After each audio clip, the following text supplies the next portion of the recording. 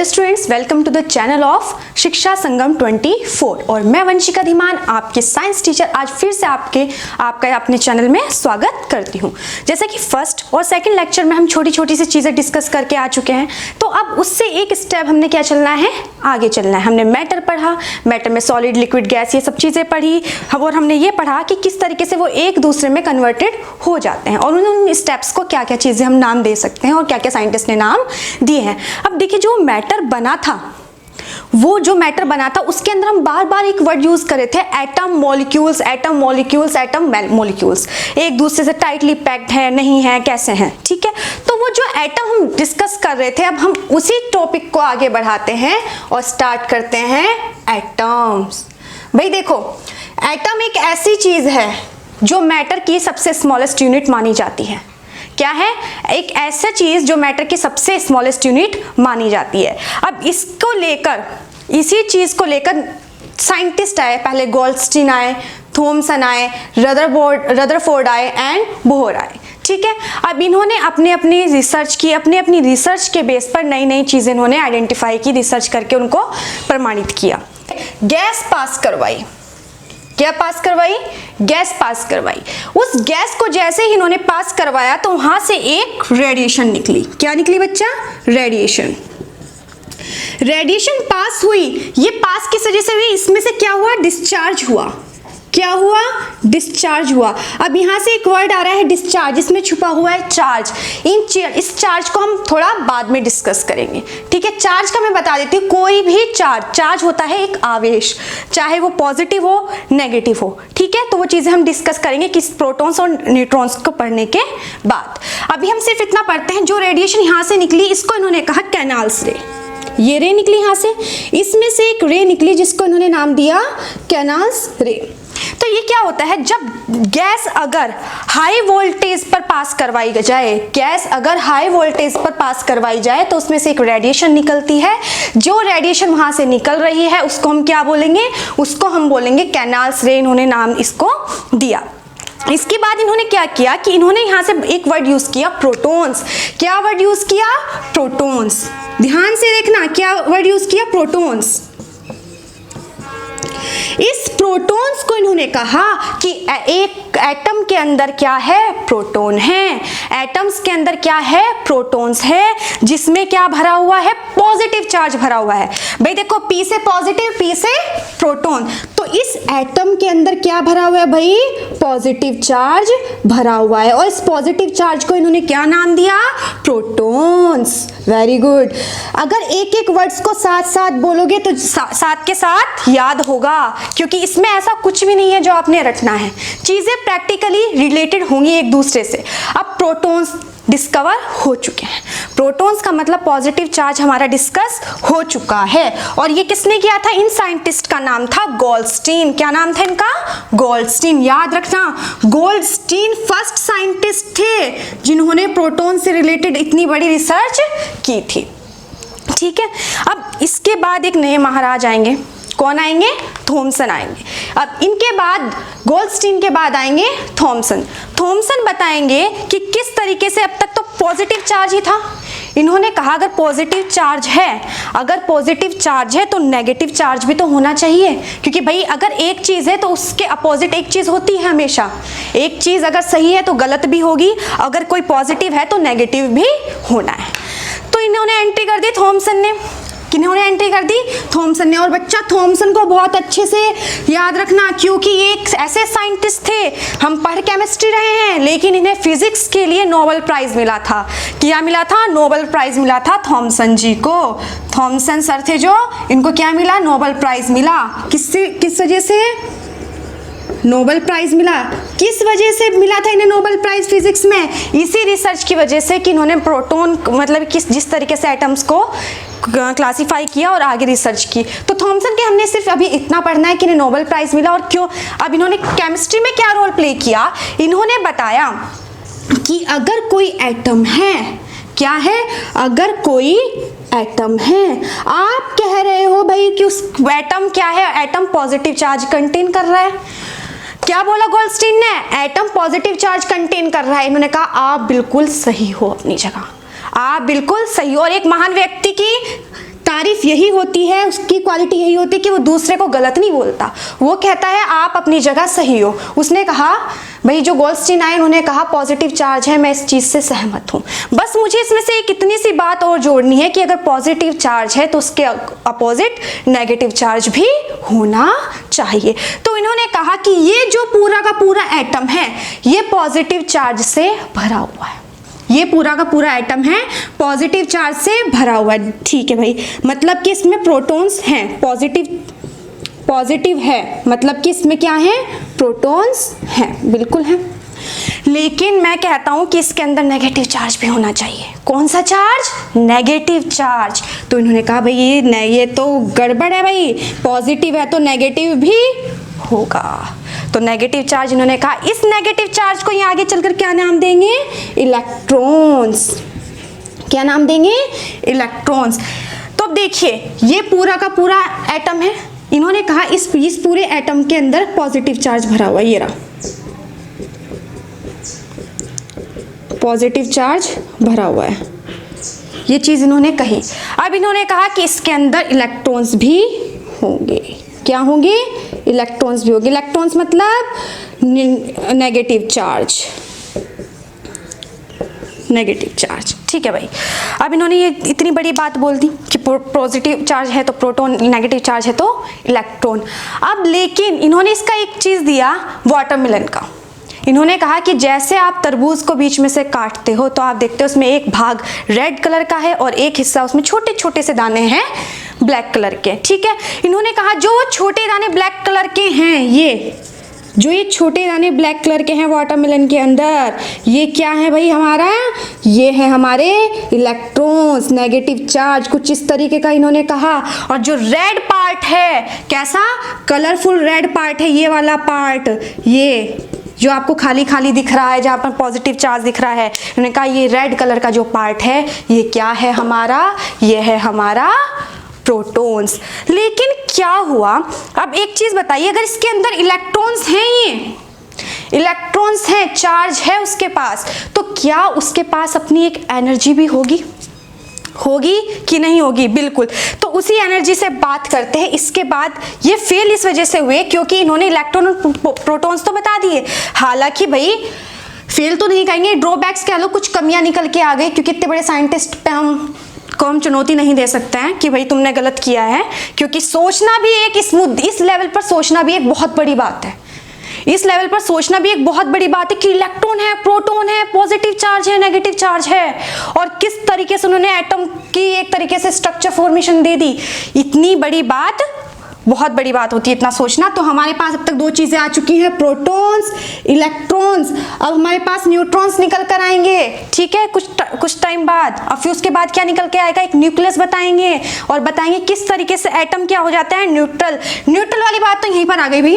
Positive charge भी है और नेगेटिव चार्ज भी है, तो पॉजिटिव और नेगेटिव चार्ज जब एक दूसरे से मिलते हैं तो मिलने के बाद क्या बना देते हैं, न्यूट्रल हो जाते हैं ये। तो यहाँ से निकल के आए कि जो हमारा एटम होता है वो न्यूट्रल फॉर्मेशन भी कैरी करता है। तो इस चीज को याद रखना है, ठीक है, भूलना नहीं है। एक एक चीज पॉइंट टू पॉइंट आपको बताई जाएगी, आपको नोट करनी है। अगर नोट नहीं करोगे तो दिमाग से स्किप हो जाएगी और फिर बाद में कहोगे कुछ पढ़ा तो था लेकिन कहाँ पढ़ा था, नहीं पता पढ़ा था। तो साइंटिस्ट के नाम में कंफ्यूजन आएगा, किसने कौन सी रिसर्च की। तो इसलिए स्टेप बाय स्टेप इसको पढ़ना। तो इसके बाद आए हमारे रदरफोर्ड साहब। कौन आए, रदरफोर्ड साहब। भाई इनकी हम बहुत ज़्यादा रिस्पेक्ट करते हैं, क्योंकि ये एक पहले साइंटिस्ट थे कि इतने टाइम पहले, अब तक जब तक लोग क्या करते थे, इतनी महंगाई थी, मारामार थी, है ना, खाने पीने की, ये इतने बड़े साइंटिस्ट निकल के आए कि इन्होंने गोल्ड पे ही रिसर्च कर दी, इन्होंने गोल्ड पर ही रिसर्च कर दी। अब भाई गोल्ड कितना महंगा है वो तो सबको पता ही है ना। मम्मी भी लड़ जाती है, नहीं ये वाली मैं तो यही लूंगी, गोल्ड की लेनी है ना।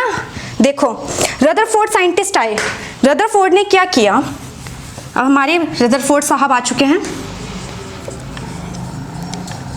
रदरफोर्ड साहब आए, रदरफोर्ड साहब ने क्या किया, रदरफोर्ड साहब उस जमाने में इतने टाइम पहले इन्होंने क्या कर दिया, इन्होंने एक सोने की, गोल्ड की बिल्कुल पतली सी लेयर ली, पन्नी ली।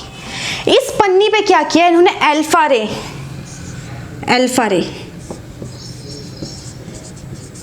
अल्फा रे इन्होंने इस पे डाली इस तरीके से,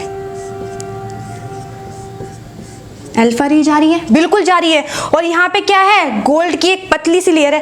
देखो इन्होंने गोल्ड की ही लेयर क्यों ली, क्योंकि इन्हें अपने प्रैक्टिकल के लिए, उससे पहले कर रहे थे लेकिन सक्सेस नहीं पा रहे थे, ठीक है। इन्होंने गोल्ड की क्यों ली, इन्होंने बिल्कुल पतली सी लेयर चाहिए थी। कैसी लेयर चाहिए थी, जो बहुत ही पतली हो, बहुत ही ज्यादा पतली हो, तो इन्होंने एक लेयर ली गोल्ड की। अब इसमें से क्या हुआ, जैसे ही रे निकल कर आई, इससे टकराई, पन्नी के इसमें से गोल्ड की फ्लोग में से जाने के बाद उसको कुछ इस तरीके से जाना चाहिए था। इन्होंने उम्मीद लगा रखी थी बिल्कुल यही, कि जब मैं इस पे अल्फा रे डालूंगा तो वो उसमें उसके बाद कहाँ चली जाएगी, कुछ इस तरीके से चली जाएगी। लेकिन ऐसा हो नहीं पाया। क्या क्यों नहीं हो पाया, देखो जितनी भी रे इनमें से आ रही थी, निकल रही थी, वो सारी की सारी क्या जा रही थी, सीधी जा रही थी, सारी की सारी सीधी जा रही थी। और जो रेयरली 1-2% जा भी रही थी तो बहुत ही कम एंगल पर मुड़ रही थी, बहुत ही कम एंगल पर मुड़ रही थी। और लगभग कुछ ऐसा भी हुआ कि जैसे कुछ स्टेट मतलब कि सीधी गई और इसके से मतलब कि सीधा जाने की मतलब कि सीधे जाने की बजाय क्या हो गई, यहीं से 180 डिग्री पर रिवर्स हो गई। कुछ ऐसी थी ऐसी कंडीशन भी इसमें आई। अब देखो जो इन्होंने अल्फा पार्टिकल्स लिए हैं, अगर हम अल्फा पार्टिकल्स की बात करते हैं जो इन्होंने इसमें से निकाला है, तो इसको अगर हम हीलियम की बात करें तो हीलियम की तरह भी आप इसको ले सकते हो, जिसका मास कितना आता है 4 AMU, ठीक है। अब इस रिसर्च के बाद इन्होंने देखा कि कुछ तो मतलब कि इस तरीके से क्या कहते हैं, सीधी चली गई, सीधी चलने के बाद कुछ इसमें से वापस हो गई, बहुत हुई भी तो बहुत ही कम एंगल पर हुई, जो 1-2% हुई भी। और लगभग रेयर चांसेस ऐसे रहे कि 180 पर जाकर वापस 180 पर ही वापस आ गई। तो इनके जो यहाँ से पॉइंट निकल कर आए, इन भाई साहब ने कहा इस पूरे के पूरे प्रैक्टिकल पर इन्होंने कुछ अपने पॉइंट्स दिए। कौन कौन से पॉइंट्स दिए भाई, देखो फर्स्ट पॉइंट इन्होंने कहा कि एटम के अंदर एक खाली स्थान होता है। अगर इस एटम की बात करूं मैं, तो एटम के अंदर एक क्या होता है, खाली स्थान होता है। फर्स्ट पॉइंट, रिक्त स्थान, खाली स्थान बोल दीजिए, रिक्त स्थान, खाली स्थान होता है, ठीक। उसी के बाद इन्होंने बाद में कहा कि जो हमारा एटम होता है वो उसमें क्या होता है, कम स्पेस कवर करता है। कितना कम स्पेस कवर करता है, बहुत ज़्यादा, ठीक है। दूसरी बात इन्होंने ये कही कि जो हमारे प्रोटॉन्स, इसके अंदर क्या होंगे, इलेक्ट्रॉन्स भी होंगे। प्रोटॉन्स ये रहे न्यूक्लियस में, और इसके पास क्या होंगे, इसमें इलेक्ट्रॉन्स इसके चारों तरफ घूम रहे हैं। क्या घूम रहे हैं, इलेक्ट्रॉन्स घूम रहे हैं। अब इसके बाद निकल कर आई कि भाई अगर इलेक्ट्रॉन इसके चारों ओर घूम रहे हैं तो अच्छा एक चीज बताओ, जब इलेक्ट्रॉन घूम रहे हैं, काम कर रहा है, क्या एक टाइम ऐसा नहीं आएगा कि वो थक जाएगा? भाई अगर आप बहुत देर से दौड़ रहे हो, एक टाइम के बाद क्या होगा, थक जाओगे, एनर्जी की रिक्वायरमेंट होगी नहीं होगी, तो क्या होता है कि कहीं घर जाते हो, खाना खाते हो, कुछ करते हो। इसी तरीके से इलेक्ट्रॉन भी थकने के बाद क्या करेगा भाई, जब ये थक जाएगा धीरे धीरे कहाँ आ जाएगा, ये बिल्कुल बीच में आ जाएगा। कहाँ जाएगा, बीच में आ जाएगा। अब बीच में आने के बाद क्या हो जाएगा भाई, अच्छा इतनी अभी वो बाहर घूम रहा था, वो अंदर बिल्कुल छोटा साइज हो गया, मतलब कि वो एक तरीके से डिस्चार्ज हो जाएगा पूरा। और कहते हैं कोई भी चीज ना तो क्रिएट की जा सकती है, ना ही उसको डिस्ट्रॉय आप कर सकते हो। ना तो आप उसको किसी चीज को क्रिएट कर सकते हो, ना ही आप उस चीज को डिस्ट्रॉय कर सकते हो। तो ये अपनी प्रॉपर्टी लूज कर रहा है, नहीं कर रहा है, इलेक्ट्रॉन खत्म हो जाएंगे, नहीं हो जाएंगे, बिल्कुल न्यूट्रल, जीरो। तो ये चीजें निकल कर आई। अब जो इनकी कमियां थी, ये कमियां कि इलेक्ट्रॉन कहाँ जाएगा वही एनर्जी लेने, इसी कमी को दूर किया आके बोहर ने। एक नए साइंटिस्ट आएंगे हमारे पास, कौन, बोहर। ये क्या करेंगे, मतलब कि ये अब रिसर्च देंगे इसके ऊपर कि किस तरीके से जो इलेक्ट्रॉन है वो जब मतलब कि थक जाएंगे उसके बाद क्या होगा। तो बोहर साइंटिस्ट आए। अब इसके बाद कौन आए, बोहर साइंटिस्ट। तो बोहर जी ने कहा, क्या कहा बोहर ने कहा कि भाई हमारे पास किसी भी एटम के अंदर खाली स्पेस है तो सबसे पहले तो उसके बीच में क्या होगा, न्यूक्लियस होगा। जिस न्यूक्लियस में क्या रहेंगे, प्रोटॉन्स रहेंगे। बहुत बढ़िया, इसमें क्या रहेंगे, प्रोटॉन्स रहेंगे। और उसी के चारों ओर क्या करेंगे, इलेक्ट्रॉन्स मूव करेंगे। क्या करेंगे, इलेक्ट्रॉन्स मूव करेंगे। अब देखिए इस इलेक्ट्रॉन को मूव करने की कंडीशन इन्होंने बताई कि किस तरीके से ये होगा, ठीक है। इन्होंने कहा कि कोई भी इलेक्ट्रॉन की क्या होती है, उन्होंने जो हमारे कौन आए थे रदरफोर्ड, उन्होंने ये नहीं बताया कितने इलेक्ट्रॉन होंगे, कहाँ कितने इलेक्ट्रॉन रहेंगे, कुछ नहीं बताया, बस इतना बताया कि इलेक्ट्रॉन्स के चारों ओर घूम रहे हैं और कब तक घूमेंगे ये भी नहीं बताया। तो बहुत साइंटिस्ट जी आए, इन्होंने क्या कहा भाई साहब ने, इन्होंने कहा कि प्रोटॉन बीच, हर एटम के बीच में क्या होता है, न्यूक्लियस होता है, उसके चारों ओर इलेक्ट्रॉन मूव करते हैं और एक फिक्स्ड ऑर्बिट में करेंगे। किस में करेंगे भाई? फिक्स्ड ऑर्बिट में करेंगे। बहुत बढ़िया। अब हमारे पास वो ऑर्बिट्स निकल कर आएंगे किस तरीके से, देखिए ऑर्बिट्स क्या होंगे। इन कक्षाओं को नाम मिला आगे चलकर KLMN, या तो 1 2 3 4 बोल दीजिए या KLM बोल दीजिए, ठीक है। पहली कक्षा को बोला, ये हमारा बीच में न्यूक्लियस, पहले को बोला K, दूसरी कक्षा को L M N, और इस तरीके से ये बढ़ते गए। तो इन्होंने कहा कि हर एक कक्षा की, हर एक ऑर्बिट की अपना एक कंडीशन होती है, अपनी एक होल्डिटी होती है कि कितने इलेक्ट्रॉन्स वो अपनी कक्षा में, अपने ऑर्बिट्स में होल्ड कर सकते हैं। तो इन्होंने यहाँ से एक फॉर्मूला निकल कर आया 2n²। क्या निकल कर आया? 2n²। अगर हम इस n² की बात करते हैं, n जहाँ पर n हमारा क्या है, नंबर ऑफ ऑर्बिट्स, कक्षा की संख्या। अगर मैं पहली समकक्ष की बात करूं k की, तो k को भी मैंने बोला है तो KLMN बोल लीजिए या 1 2 3 4 कह दीजिए। तो देखिए n इक्वल टू कितना हो गया?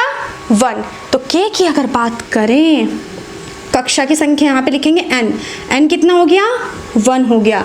अब इलेक्ट्रॉन्स फाइंड करते हैं कि कितने इसमें इलेक्ट्रॉन्स आ सकते हैं, कितने इलेक्ट्रॉन्स इसमें होल्ड हो सकते हैं। बहुत सही।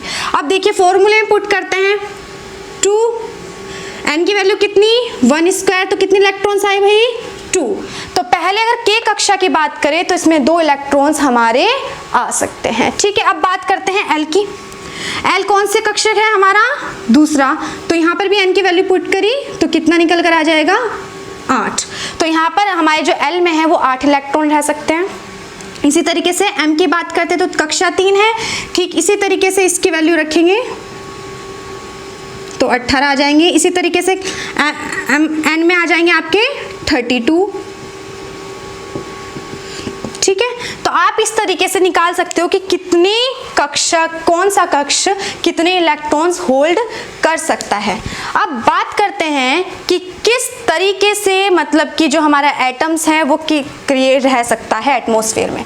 देखिए अब हमारे पास क्या होंगे, कुछ प्योर एटम्स होंगे। जितने भी प्योर एटम्स हैं, मतलब कि जितनी भी प्योर सब्सटेंस हैं आपके पास, जो आपकी पीरियोडिक टेबल होती है उसमें जितने भी एटम्स हैं वो सारे के सारे प्योर हैं, क्योंकि जब तक उन एटम्स के साथ, पीरियोडिक टेबल्स के एटम्स के साथ, जो उसमें एलिमेंट्स होते हैं, उसमें जितने भी एटम्स एलिमेंट्स प्रेजेंट हैं वो सारे के सारे प्योर हैं, क्योंकि उनमें कोई भी छेड़छाड़ नहीं करी गई है। आपके पीरियोडिक टेबल में लगभग 118 एलिमेंट्स प्रेजेंट हैं, जिसमें से कुछ स्पेस अभी छोड़ा गया है ये सोचकर कि आगे भी कुछ रिसर्च हो सकती है, तो वो आगे ऐड हो जाएंगे। अब तक तो कुछ ऐड हुआ नहीं है फिलहाल। तो 118 एलिमेंट्स आपके पास उसमें हैं। अब देखते हैं कि ये एटम्स हैं जो, ये किस तरीके से रह सकते हैं जो एटम्स हैं। अब एटम्स के अंदर हमने इलेक्ट्रॉन, प्रोटॉन, न्यूट्रॉन देखिए, किसी भी एटम के अंदर जितने प्रोटॉन्स होते हैं, किसी भी एटम के अंदर जितने प्रोटॉन्स होते हैं उस एटम के अंदर उतने ही न्यूट्रॉन्स होते हैं। मतलब number of neutrons n equal to p, तो न्यूट्रॉन और प्रोटॉन्स एक दूसरे के इक्वल होंगे। अब बात करते हैं एटम के मास की। इस एटम के किसके मास की बात करते हैं भाई? मास मूवी देखिए, वो वाला मास नहीं है, ठीक है। अब एटम के मास की बात करते हैं, तो एटम का मास क्या होगा?